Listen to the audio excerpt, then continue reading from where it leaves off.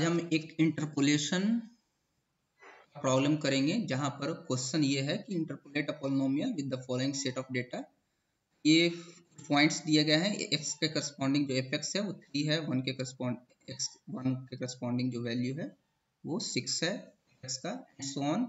ये 5 पॉइंट्स दिए गए हैं और क्वेश्चन ये है कि एक पॉलिनोमियल निकालना है एंड देन फाइंड करना है एफ डैश 2.5। मतलब सबसे पहले एफ एक्स एक पॉलिनोमियल निकालना है, देन उसका डेरिवेटिव करना है एफ डैश एक्स, उसके बाद x के जगह पर f डैश 2.5 का वैल्यू निकालना। तो ये वैल्यू हमको पूछ रहा है। तो इस मेथड्स को मतलब इस क्वेश्चन को बनाने का कोशिश करते हैं। तो सबसे पहले क्या करेंगे, डिफरेंस टेबल बनाएंगे। डिफरेंस टेबल x का कौन कौन सा पॉइंट है, 0 1 2 3 4 ये क्वेश्चन में है। y का पॉइंट्स कौन सा है, 0 के करस्पॉन्डिंग fx का वैल्यू जो है 3 है, 1 के करस्पॉन्डिंग 6 है, एंड इस तरह से लिख दिए। देन थर्ड में जो थर्ड कॉलम निकालेंगे उसमें क्या निकालेंगे, फर्स्ट ऑर्डर डिफरेंस निकालेंगे। तो क्या करेंगे, 6 माइनस 3 करेंगे। 6 माइनस 3 करेंगे तो कितना आएगा, 3। और ये जो डिफरेंस है ये आएगा कितना, del of y minus 2, y minus 1 minus y minus 2 कर रहे हैं। तो y minus 1 minus y minus 2 कर रहे हैं। तो ये वाला जो टर्म है ना, सेकेंड वाला, हमेशा वो वाला टर्म यहाँ पर यूज होगा। चूंकि सेकेंड ऑर्डर डिफरेंस है तो सेकेंड ऑर्डर यूज करेंगे, मतलब स्क्वायर कर देंगे उसका। देन थर्ड में 8 माइनस 4 मतलब del y naught minus del of y minus 1। तो क्या करेंगे, वाई माइनस 1 आएगा और सेकंड ऑर्डर है तो सेकंड ऑर्डर का साइन मतलब डेल स्क्वायर, और ये कितना आएगा, 4 आएगा। देन ये डिफरेंस टेबल कैलकुलेट कर लिए। यहाँ तक तो बेसिकली कोई प्रॉब्लम नहीं होता है, बट यहाँ पर जो वैल्यू दिया है फंक्शन का ना, वो 2.5 पर निकालने बोला है, मतलब फंक्शन के डेरिवेटिव का, जो कि है इससे क्लोज। तो हम इस मेथड में गॉस सीडल का यूज करने वाले हैं इस क्वेश्चन को बनाने के लिए। हालांकि इस क्वेश्चन को बनाने के लिए दूसरा मेथड भी यूज कर सकते हैं, बट बेसिकली क्या होता है कि जब भी कोई पॉइंट फंक्शन का वैल्यू निकालना रहे और वो पॉइंट जो है इनिशियल पॉइंट के क्लोज हो, उस केस में न्यूटन्स, अगर और क्वेश्चन में नहीं दिया है कि किस मेथड से आप कैलकुलेट करना है, तो बेसिकली उस मेथड उस क्वेश्चन में न्यूटन्स फॉरवर्ड यूज कर सकते हैं। मान लीजिए 0.5 पर रहता है निकालना, तो हम न्यूटन फॉरवर्ड करते हैं। इसी तरह से अगर नीचे वाले पॉइंट 4 के क्लोज में कोई वैल्यू निकालना रहता फंक्शन का, मान लेते हैं 3.5 पर फंक्शन का वैल्यू निकालना रहता है या उसके डेरिवेटिव का, तो हम न्यूटन बैकवर्ड यूज कर सकते थे।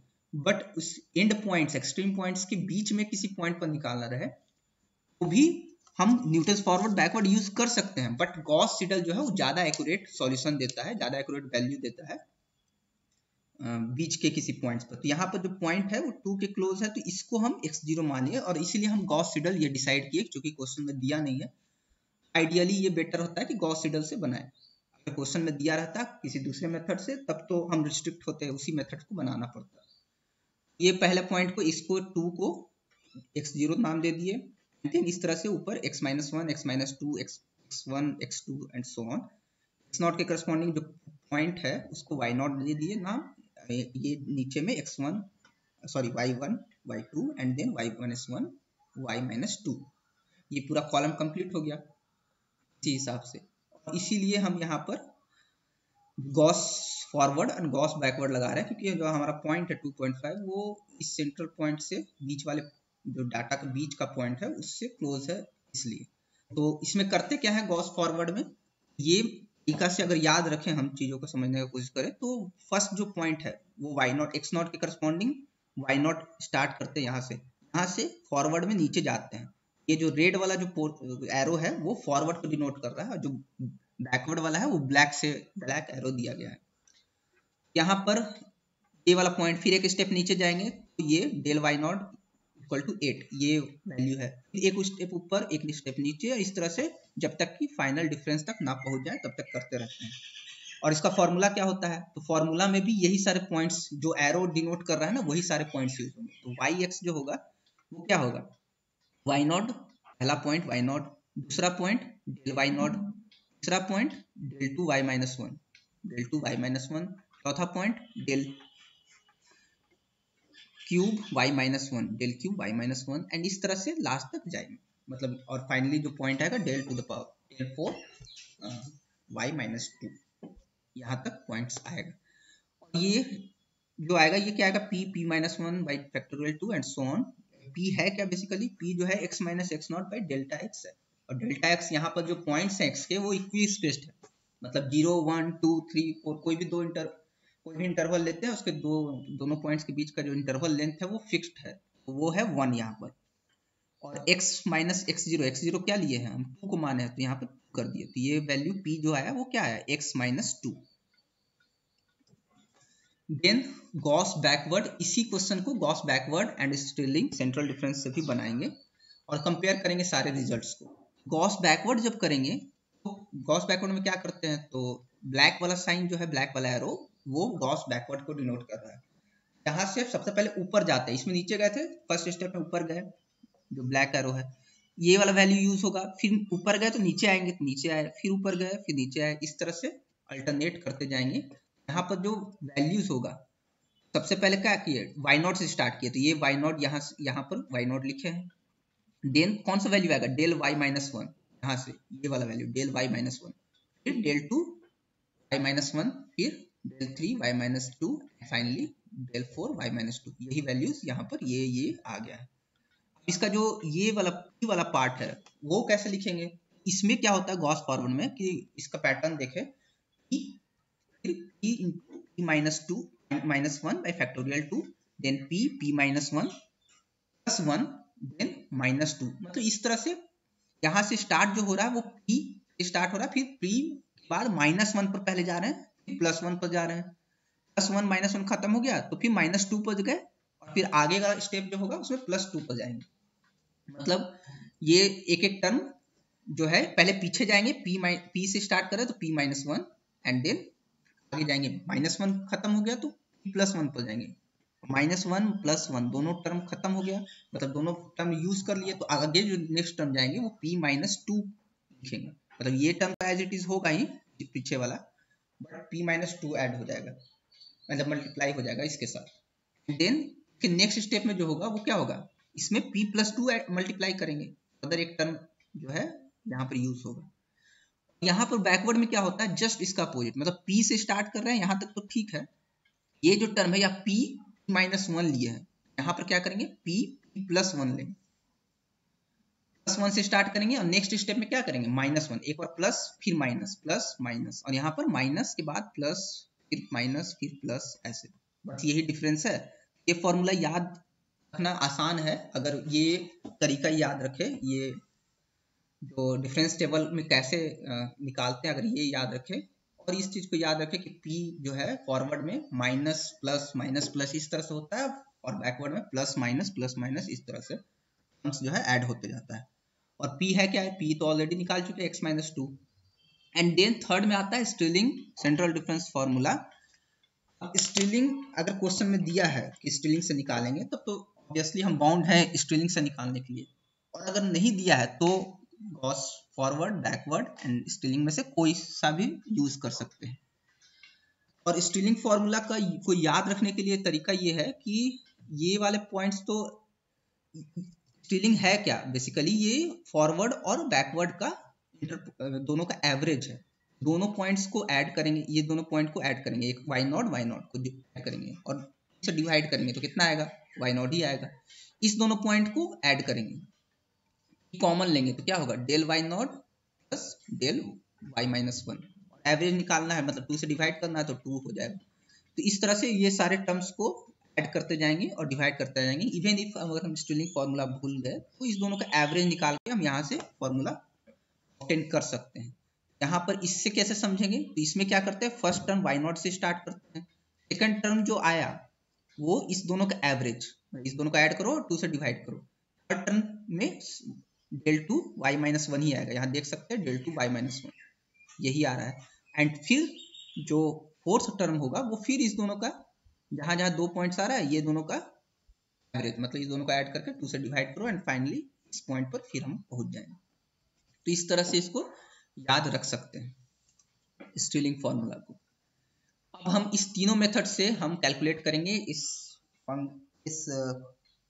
का polynomial, interpolating polynomial, and then value निकालेंगे डेरिवेटिव का। सबसे पहले गॉस फॉरवर्ड का फॉर्मूला लिख लेते हैं। गॉस फॉरवर्ड का फॉर्मूला लिखे तो वाई नॉट क्या है, डेल वाई नॉट क्या है, मतलब जो जो एरो के साथ गया है ना वो सारा वैल्यूज यहाँ पर हम यूज करने वाले हैं। 8 एरो वाला 10 8 4 -5 8, यहाँ पर देख सकते हैं कि वही वही वैल्यूज यूज किए। यहाँ पर 8 यूज किए सबसे पहले, 10 फिर 8, फिर डेल 2 y -1 4 था तो 4 यूज किए हैं, देन डेल 3 y -1 कितना था -5 था, और 6 फैक्टोरियल 6 हो जाएगा, इसलिए 5/6 यहाँ लिखा गया है। एंड देन लास्ट वाला जो है टर्म वो -8 है, -8/4 -1/3 हो जाएगा, मीन्स -8/4 फैक्टोरियल, इसलिए यहाँ पर ये यूज किए हैं। एंड देन ये पोलिनोमियल कंप्लीट, मतलब इस तरह से पोलिनोमियल को लिख देंगे। अब अगर फंक्शन का वैल्यू निकालना रहता f ऑफ 2.5, यहीं पर हम x के जगह 2.5 निकालते और हमारा काम हो जाता, बट यहाँ पर डेरिवेटिव का निकालना है, डेरिवेटिव का वैल्यू 2.5 में, तो हमको पोलिनोमियल निकालना ही पड़ेगा, मतलब कैलकुलेशन थोड़ा ज़्यादा करना पड़ेगा इस केस में। तो सारे पोलिनोमियल्स को आपस में मल्टीप्लाई करेंगे, तो पहला पोलिनोमियल क्या है 8x - 16, दूसरा वाला 8x² - 5x + 6, एंड ऑलरेडी इसमें देख रहे हैं कि x - 2 और x - 3 है, इसी पोलिनोमियल में, ये जो पोलिनोमियल आया इसी में हम x - 1 मल्टीप्लाई कर देंगे, x - 1 मल्टीप्लाई कर देंगे तो क्या होगा, ये पोलिनोमियल आ जाएगा। थोड़ा कैलकुलेट, बार बार एक ही चीज को कैलकुलेट नहीं करेंगे, यहाँ पर ये क्यूबिक पोलिनोमियल आ गया। एंड फिर ऑलरेडी ये क्यूबिक पोलिनोमियल हम ऑब्टेन कर चुके हैं इसको स्टैंडर्ड फॉर्म में, तो इसको मल्टीप्लाई करेंगे किससे, x - 3 से, सॉरी यहाँ पर x - 4 होगा, क्योंकि यहाँ पर -2 है, तो p - 2 है, x - 2 का -2 यानी p x - 4, ये कैलकुलेट करेंगे। ये जब पोलिनोमियल कैलकुलेट करेंगे तो ये पोलिनोमियल इस तरह से आ जाएगा। क्या करेंगे कि जितने भी सेम डिग्री टर्म्स हैं उसको हम एक साथ कलेक्ट कर लेंगे, तो x का पावर 4 का जो टर्म है वो सिंगल है, तो उसको एज इट इज रख लिए। x क्यूब का टर्म कहाँ कहाँ है, ये है x क्यूब का टर्म, एरो जहाँ दे रहे हैं उसको मिटा देते हैं, तो ये एरो, देन x क्यूब का टर्म, ये दो जगह है x क्यूब का टर्म, ये दोनों लिख लिए, ये कितना होगा 10/3 - 5/6 x क्यूब, देन x² का टर्म्स ऐड कर लेंगे एक साथ कोफिशिएंट, तो क्या होगा, पहला -35/3 -35/3, यहाँ पर क्या होगा, यहाँ पर +5 होगा, यहाँ पर +5, 6 कैंसिल होगा, माइनस माइनस प्लस हो जाएगा, एंड देन एक टर्म और है यहाँ पर +2 ऐड कर लिए, x² का कोफिशिएंट आ गया, एंड देन x का कोफिशिएंट करने के लिए ये सबसे पहले यहाँ से स्टार्ट करेंगे 50/3, देन यहाँ पर भी ये भी टर्म है -50/55/6, फिर टर्म जो है x का वो यहाँ पर है -10 कर लिए, एंड लास्टली यहाँ पर भी एक टर्म है x का +8, ये x का हो गया, और फिर जितने भी कांस्टेंट टर्म्स वाले हैं वो सबको एक साथ कर लेंगे, जैसे 10 -16 12, यहाँ से कितना है 5, एंड देन यहाँ से -8, तो ये सबको हम उसी ऑर्डर में लिख लिए।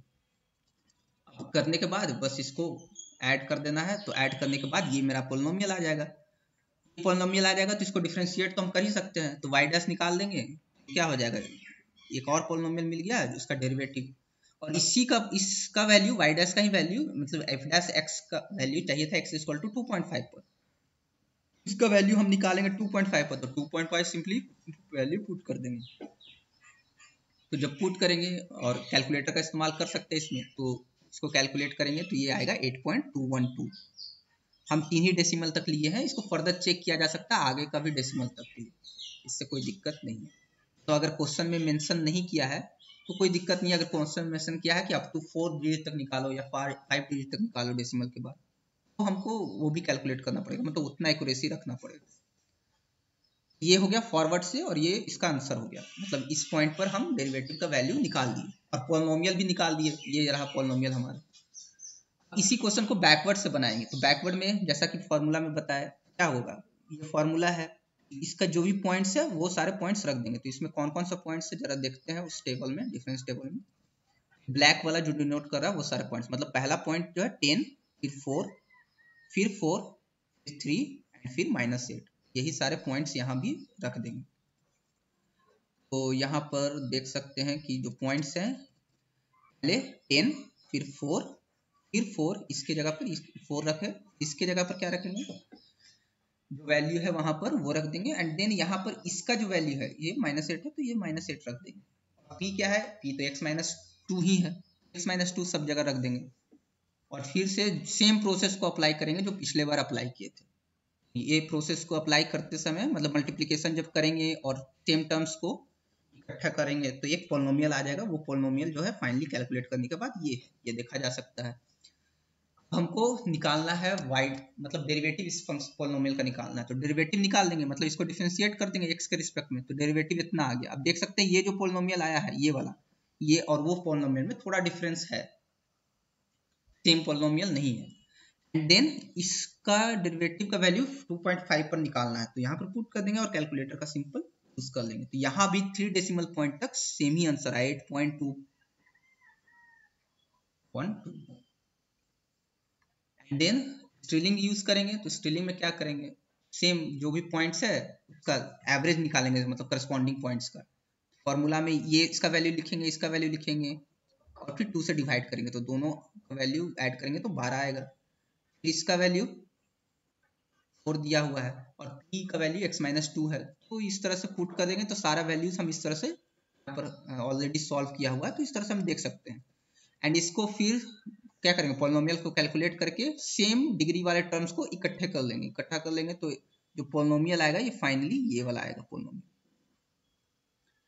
ये उन दोनों से डिफरेंट है, कोफिशिएंट को कंपेयर कर सकते हैं, दोनों 4 डिग्री का ही पॉलिनोमियल है बट कोफिशिएंट्स में थोड़ा स्लाइटली चेंज है। और फिर इसको डिफरेंशिएट करेंगे, तो इसको डिफरेंशिएट कर सकते हैं यहाँ से और 2.5 पर निकालेंगे f का वैल्यू, तो कितना आएगा, तो ये भी 2.212 आया। तो देख सकते हैं कि 3 डेसिमल पॉइंट तक तो तीनों सेम है, बट आगे का डेसिमल पॉइंट इस तरह से देखेंगे तो कुछ ना कुछ चेंज आएगा कुछ देर बाद, कुछ डेसिमल पॉइंट्स के बाद। क्वेश्चन में अगर मेंशन नहीं है कि स्ट्रिलिंग फॉर्मूला से बनाइए, अगर स्ट्रिलिंग से दिया है तब तो स्ट्रिलिंग से ही बनाना पड़ेगा, नहीं दिया है तो Gauss forward Gauss backward use कर सकते हैं। और चूंकि बीच का पॉइंट्स है तो बेटर है गॉस यूज करना, क्योंकि गॉस ज्यादा एक्यूरेट आंसर देता है, इसलिए Gauss generally technically Gauss use करना चाहिए, because in that case we will get less error. और अगर ऊपर के पॉइंट्स के नजदीक कोई पॉइंट्स दिया रहा है, मान लो 0.5 दिया रहता तो न्यूटन्स फॉरवर्ड, और यहाँ पर 4 के नजदीक कोई पॉइंट्स दिया रहता तो न्यूटन्स बैकवर्ड ज्यादा एक्यूरेट आंसर देगा। ये सारे फॉर्मूलाज, इतने सारे फॉर्मूलाज इसीलिए पढ़े हैं क्योंकि हर सिचुएशन पर अलग अलग जो मेथड्स हैं वो अलग अलग बिहेव करते हैं। मतलब कोई इस सिचुएशन में, एक सिचुएशन में अच्छा रिजल्ट देगा, कोई दूसरे सिचुएशन में अच्छा रिजल्ट देगा। सारे मेथड्स में कुछ ना कुछ ड्रॉबैक है, मतलब ऐसा नहीं है कि कोई एक मेथड की जिसको यूज करे तो सारी सिचुएशन में अच्छा रिजल्ट देगा, ऐसा नहीं। इसीलिए इतना सारे मेथड पढ़ना पड़ता है, अदरवाइज एक ही मेथड पढ़ते और उसी से क्वेश्चन सारा क्वेश्चन बना लेते। इसलिए ये क्वेश्चन एक इम्पॉर्टेंट क्वेश्चन था, कंसेप्चुअल भी, और इसको सॉल्व करने में भी थोड़ा सा मेहनत लगेगा बट ज़्यादा नहीं लगेगा। तो ये क्वेश्चन फाइनली बन गया है। एंड अगर आपको वीडियो पसंद आया हो तो लाइक एंड सब्सक्राइब कर दें।